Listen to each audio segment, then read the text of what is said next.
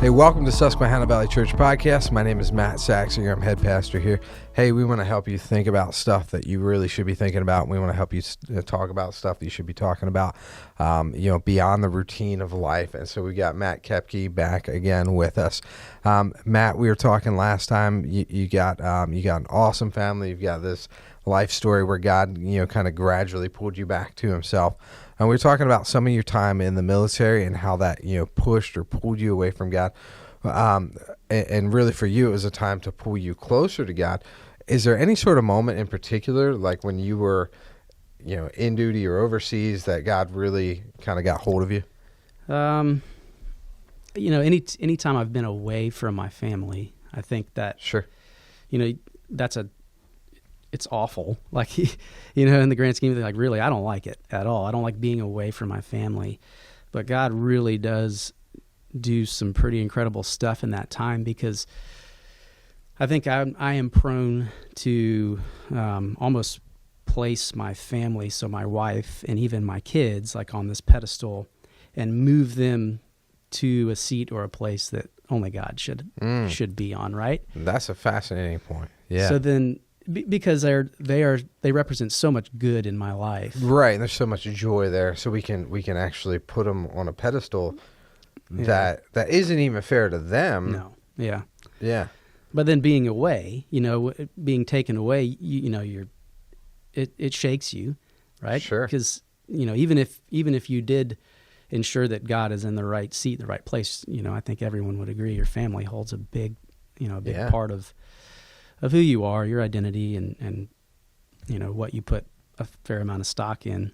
So being away kind of makes, you have to draw closer to God. Either, that's the way I see it. It's either you draw closer to God, or you get angry at God because of the circumstances. Yeah. But clearly your family's not meant to take the place of God, because they are not there. So right. God is always there. He's always going to be there with you, for you, and and recognizing that, I think is key to where you keep your focus. Yeah.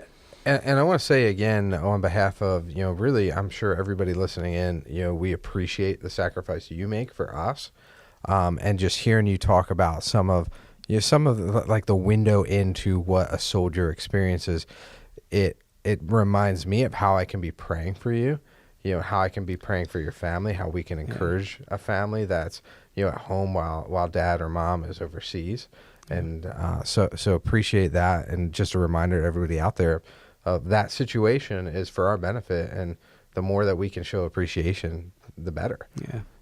Yeah. We've got one of our actually missionaries that we just started supporting with Cadence International, where we've got a couple that's living on a base in Italy, of all places, right now, in the middle of the coronavirus. Like, they get there and they're quarantined pretty much instantly. Yeah. But they're there to minister to American soldiers who are stationed there. So, certainly we can be praying for them.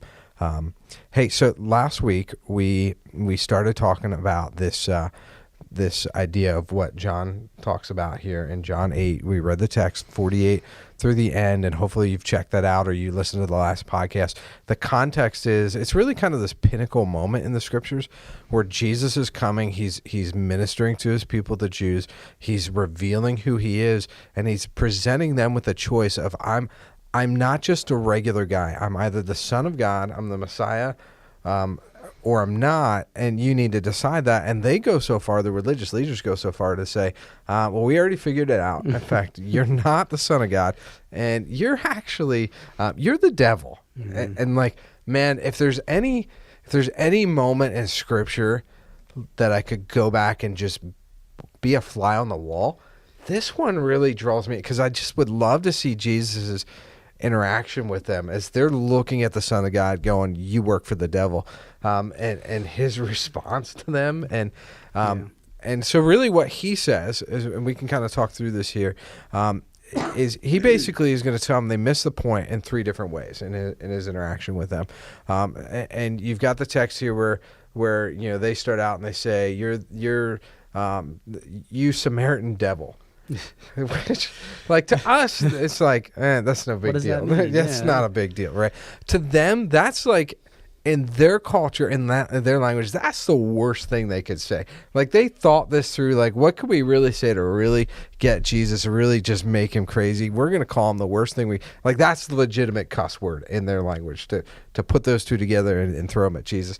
And in a culture that's built on honor and shame, right? Like, people are going to war back then because you're trying to restore honor to somebody. So this is big deal stuff.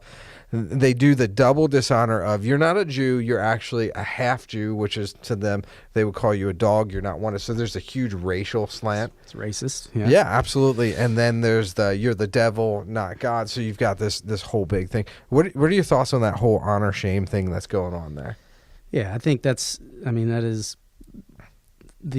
step one for a person to try to discredit or, dismantle another person. Yeah. When you realize you actually have no true evidence for what you're saying. Yeah. So you're gonna make up something to attack the character or the integrity of the. Yeah, it's not accurate, but it'll hurt. You recently preached on this. You know what I mean? Like Potiphar's wife. Like, she just is like, this like guy. He's a Jew, and like, you're making things up. And what it is, it's a really, honestly, an attempt, and we do this ourselves. You like, if you think through the hurtful things you said to other people, they're attempts to restore our own honor by discrediting somebody else's honor. Yeah. So a dishonor in order to honor, it never really works. Like, there's always kind of this sticky shame that kind of comes with it.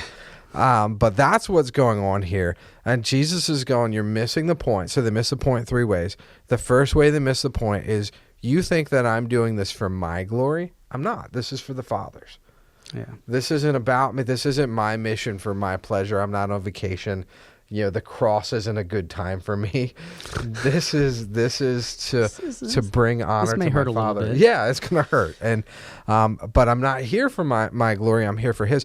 But there's kind of this little, like, default, like, little jab that he throws in, which I love his insight and his truth, where he's going, like, you dishonor me in verse 50, and though I have no wish to glorify myself, God is going to glorify me. He is the true judge. As if to say, like, it's not about my honor and my glory. In the end, it will be. And if you're going to call me the devil, like, the Father who I'm connected with, like, he is my Father, he's the judge. So you might want to, like, think this through before you call me, you Samaritan devil, because this, at the end of the day, is going to come back to you. So that's kind of like his first challenge. And then they're going, well, no, we haven't missed the point. We know, verse 52, you're a demon-possessed man. Anyone who obeys, you say, anyone who obeys my teaching will never die. Or what, are you greater than Abraham? Like, Abraham was our forefather. He was the man, and yet he died. And you're saying that people aren't going to die. What's going on? And they miss the point. The second way they miss the point is because they misunderstand Jesus' words, where he says, anybody who follows after me will never see death. And they go, what do you mean? Nobody's going to taste death. So they change his words. They miss his point. What do you think's going on there? Yeah, I think, again, like you said, they're twisting his words. They're doing, in Genesis 3, in the fall, how Satan does his best to manipulate, to change it, in order to impact and affect other people in a negative way. Yeah, and Jesus is certainly not saying what they're accusing him of saying. He's not saying that nobody will physically die. Jesus is about to physically die. He's known people already in his life who have physically died. And please, if you're trying to search in all this, God never says that you're not going to physically die. That's just a part of reality in human existence. Right. What Jesus offers, which is so incredible, is him, John 14, going like, hey, I'm going to die, but I'm going to prepare a place so that when you die, you've got a place to go to, and if you believe in me, you'll live after you die. So he's not even, they're missing the point, and they're saying, oh, you're saying that we're going to live here forever. Jesus is going, no, that's never been the plan. Yeah. The plan is for you to be with me spiritually forever. So I just love how he shows us really what we really long for, but then again, there's this reality of them going, no, this you couldn't do this. Really, the words that sting them is the phrase "I am," because Go ahead.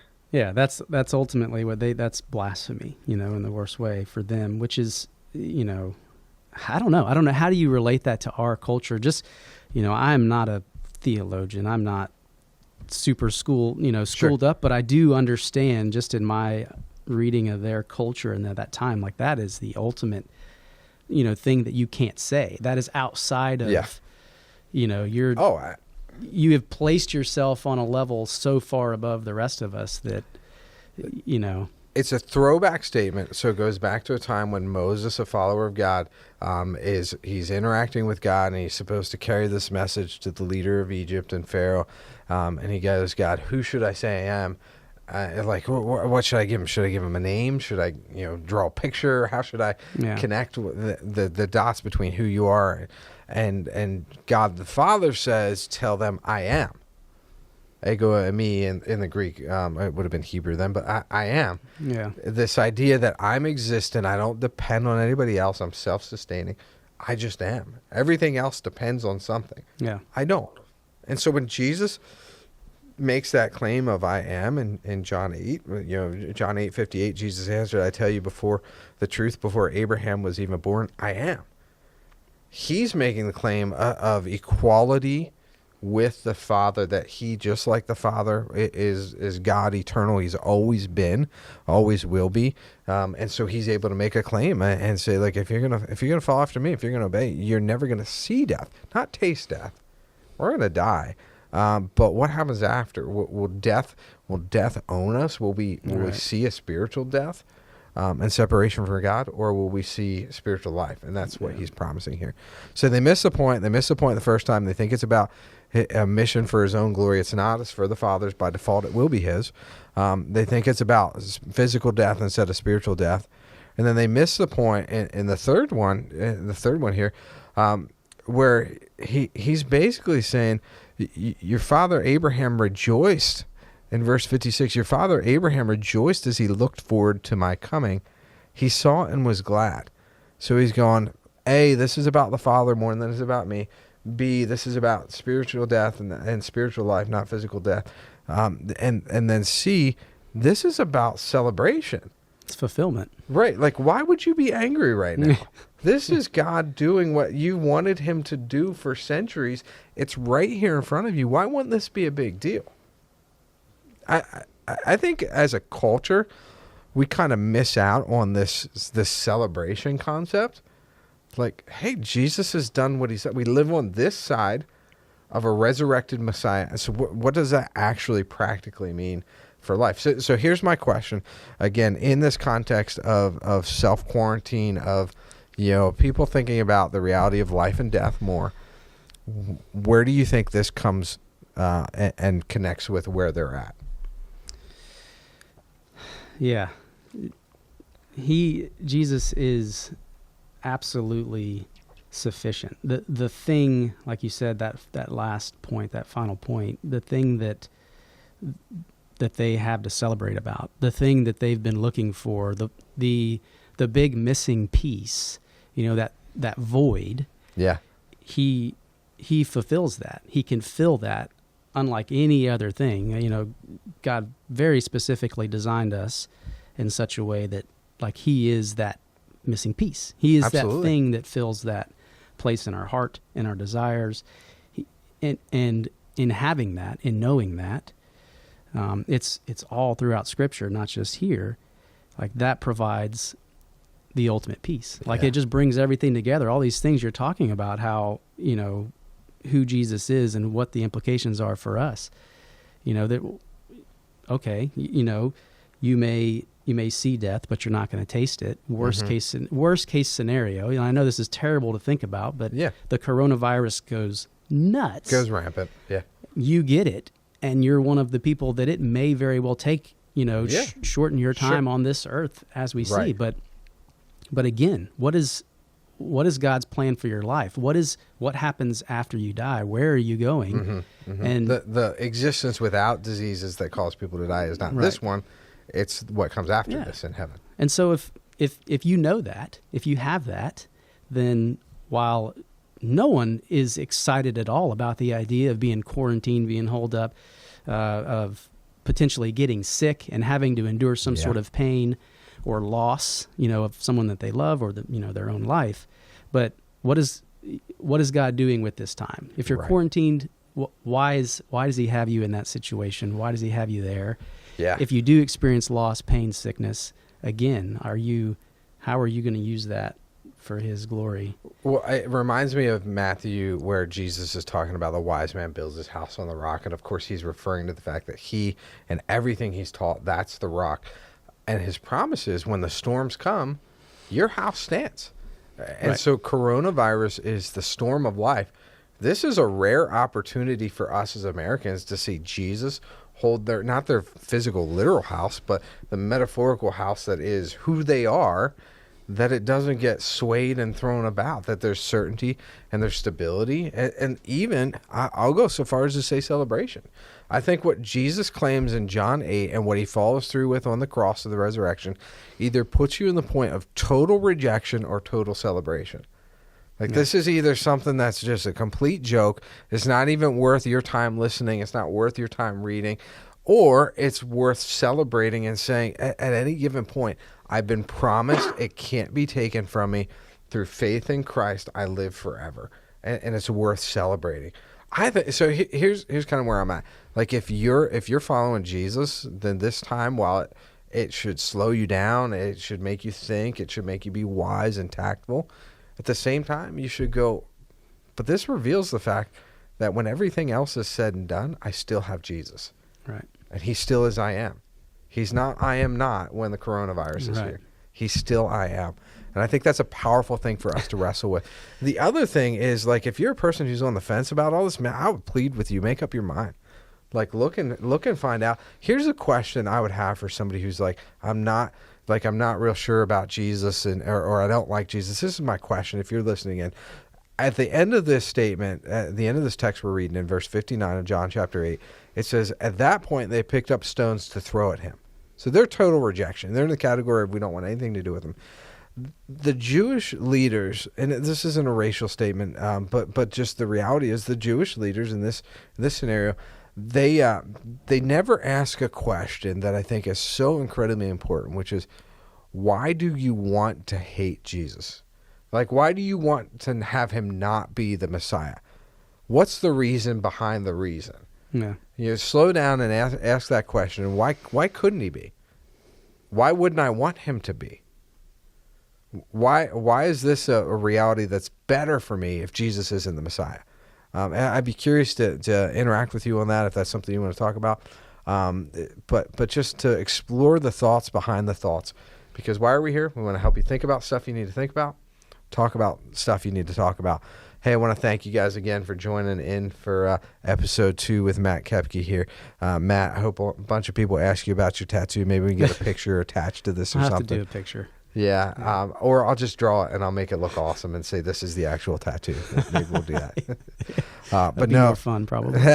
Again, appreciate everything that you do, and if you're in the military out there, we want to remind you we're thankful for you and we appreciate that. We'll be praying for you guys. So thanks for checking us out, and join us another time.